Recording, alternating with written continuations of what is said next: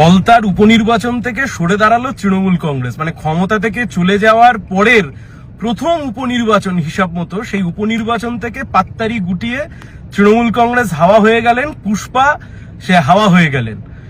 কিসের জন্য এত তাড়াতাড়ি হাওয়া হয়ে যেতে হলো? যদিও বা অফিসিয়াল ভাবে নমিনেশন উইথড্র করবার ডেট পেরিয়ে গেছে, ফলে কিভাবে উইথড্র ওরা করেছে সেটা তৃণমূল কংগ্রেস বলতে পারবে। কিন্তু কিভাবে এই তৃণমূল কংগ্রেস দুর্দণ্ড প্রতাপ ডায়মন্ড হারবারের ভাইপো মডেল, ডায়মন্ড হারবার মডেল, গোটা ডায়মন্ড হারবার পার্লামেন্টারি কনস্টিটিউয়েন্সিতে 93টা গ্রাম পঞ্চায়েত আর 4টে পৌরসভা বিরোধী শূন্য করে দিয়েছে। এই জাহাঙ্গীর থেকে শুরু করে ভাইপোর মডেল, তার নাম দিয়েছিল, পোশাকি নাম দিয়েছিল ডায়মন্ড হারবার মডেল।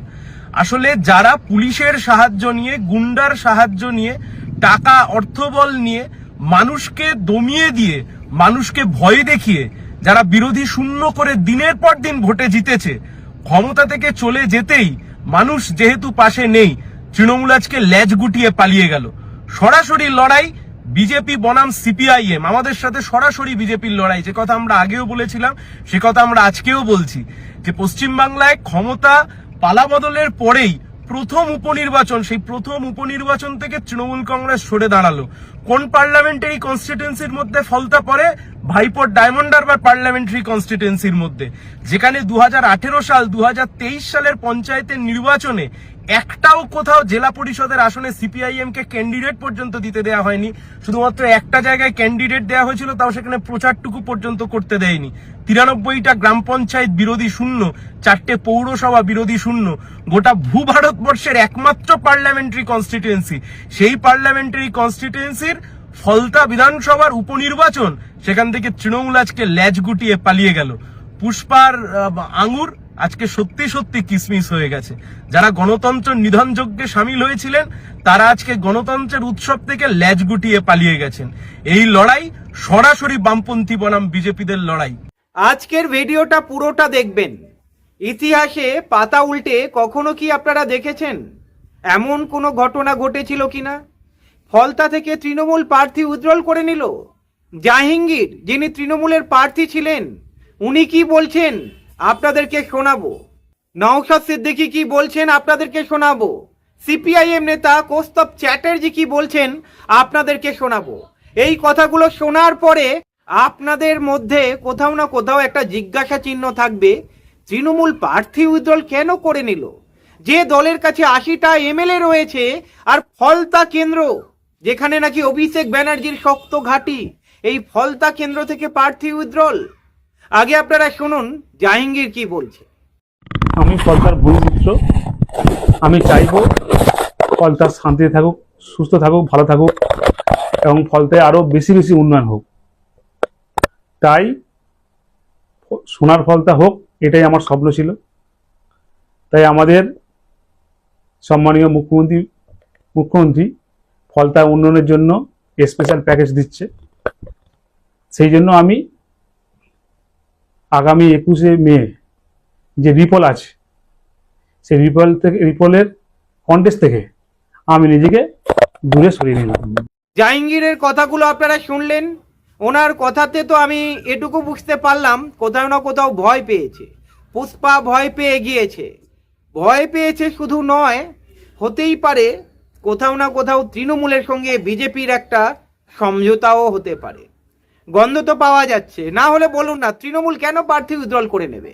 আর একটা সম্ভাবনা দেখা যাচ্ছে, তৃণমূল কি তাহলে বুঝে গিয়েছে এই ফলতা কেন্দ্রে তৃণমূল তৃতীয় বা চতুর্থ হতে পারত, যার ফলে কি তৃণমূল প্রার্থী উইথড্রল করলো? নাকি বিজেপির সঙ্গে গোপন আবার কোনো সমঝোতা হয়েছে?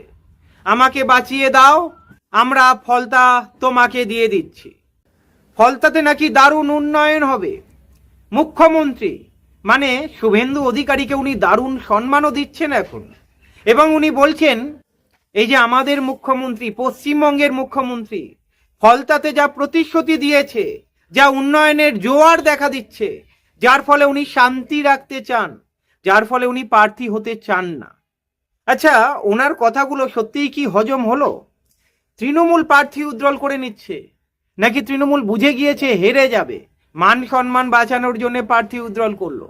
আর একটা গন্ধ পাওয়া যাচ্ছে, যেভাবে একের পর এক তৃণমূলের নেতারা জেলে যাচ্ছে, মানে নির্দিষ্ট কাউকে বাঁচানোর জন্যে ফলতা কেন্দ্র কি বলিদান দিল তৃণমূল? যাই হোক, কৌস্তব চ্যাটার্জির কথাটা শোনাবো আপনাদের। কৌস্তব চ্যাটার্জি কি বললেন।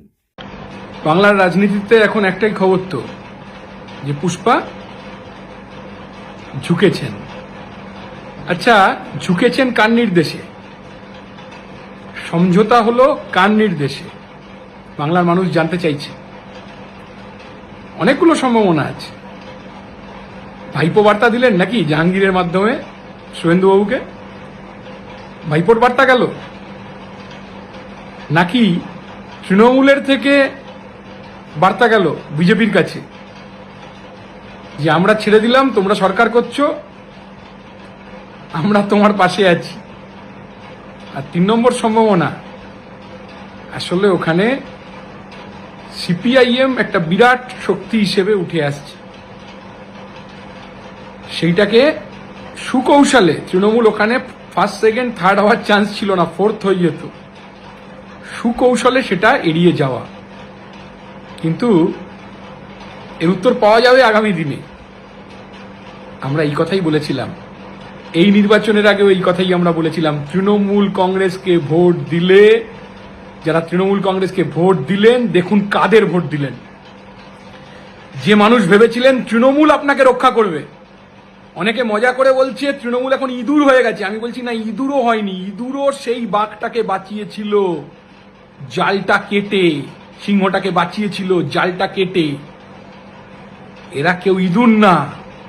এই জাহাঙ্গীরের মতো ফেরেববাজ নেতারা পুলিশের বদান্যতায়, এই জাহাঙ্গীর, আমি অনেক দিন ধরে এই কথা বলি, অনেক দিন ধরে প্রেস মিডিয়ায় কথা বলছি, আজকে থেকে না, 5-7 বছর ধরে বলছি, এই জাহাঙ্গীরকে আমি নিজে দেখেছি 75 জন প্রাইভেট সিকিউরিটি। কত বড় নেতা, কত বড় মাতব্বর, হ্যাঁ? এমএলএ না, এমপি না, জেলা পরিষদের নেতা, জেলা পরিষদে জিতেছেন ভোট লুট করে, 75টা সিকিউরিটি নিয়ে ঘুরতেন। কাকে বার্তা দিলেন? কাকে বার্তা দিলেন? কাকে? জাহাঙ্গীর বার্তা দিলেন বিজেপিকে? জাহাঙ্গীর বার্তা দিলেন শুভেন্দুকে? নাকি ভাইপো বার্তা দিলেন শুভেন্দুকে? সময় বলবে। কৌস্তব চ্যাটার্জি যে কথাগুলো বললেন একেবারে উড়িয়ে দেওয়া যায় না। ওনার কথার মধ্যে মারপ্যাচ রয়েছে, কিন্তু এই মারপ্যাচের মধ্যেই আপনাদেরকে বুঝে নিতে হবে আলটিমেটলি উনি কি বোঝাতে চেয়েছে। আর সত্যিই তো সন্দেহ দানা বাঁধছে।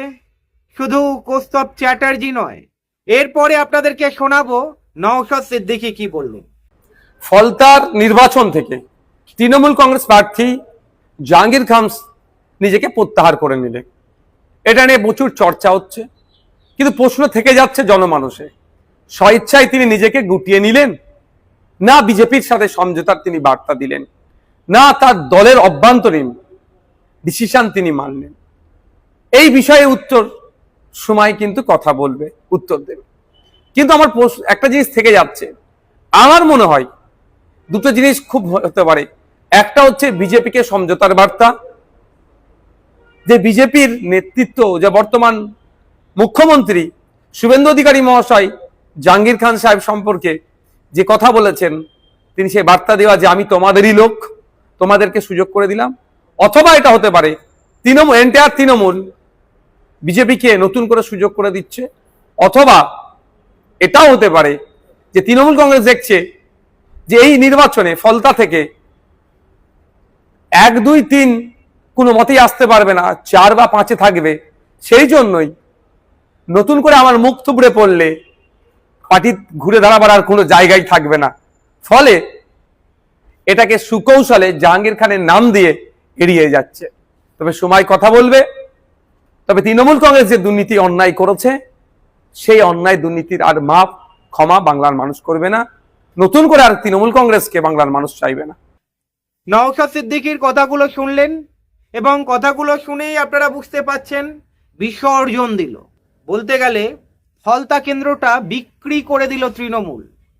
তৃণমূলকে যারা ভরসা করেন বা তৃণমূলকে যারা ভোট দিয়ে এসেছেন, তাদেরকে বলবো একবার ভাবুন, যে দলের কাছে 80টা এমএলএ, সেই দল ফলতা থেকে দাঁড়ালো না। ডাইরেক্টলি লড়াই আমরা দেখব বিজেপি বনাম সিপিআইএম। কংগ্রেস রয়েছে, কংগ্রেসের আবার প্রদেশ কংগ্রেস সভাপতি শুভঙ্কর সরকার কংগ্রেসের প্রার্থীকে জেতানোর আহ্বান জানিয়েছেন এবং বলেছেন তৃণমূলকে যারা ভোট দিয়েছিলেন তারা যেন কংগ্রেসকে ভোট দেয়। দেখুন, এখন তো প্রতি কটা দল এই সুযোগ নিতে চাইবে। তৃণমূল নেই, তৃণমূলের ভোট কার দখলে যাবে? বিজেপির দখলে যাবে, কংগ্রেসের দখলে যাবে, নাকি আইএসএফ সমর্থিত সিপিআইএম এর দখলে আসবে? আর এখানে আমার সত্যি কথা বলতে খুবই জানতে ইচ্ছা হচ্ছে, অভিষেক ব্যানার্জি কেন প্রচারে গেলেন না? মমতা ব্যানার্জি কেন প্রচারে গেলেন না? এমনিতেও চোর চোর স্লোগান শুনতে হচ্ছে, ফলতাতে গেলে প্রেস্টিজ ডাউন হতো, এই কারণেই কি উনি গেলেন না? নাকি এর পেছনে বড় ষড়যন্ত্র রয়েছে, যেখানে নির্দিষ্ট কাউকে বাঁচানোর জন্যে ফলতা কেন্দ্র বলিদান? আপনাদের কি মনে হয়? এই যে রাজনৈতিক যারা বিশ্লেষণ করলেন যেসব নেতারা, তাদের কথা শুনে কি মনে হচ্ছে কমেন্ট করে জানাবেন। ভালো থাকবেন।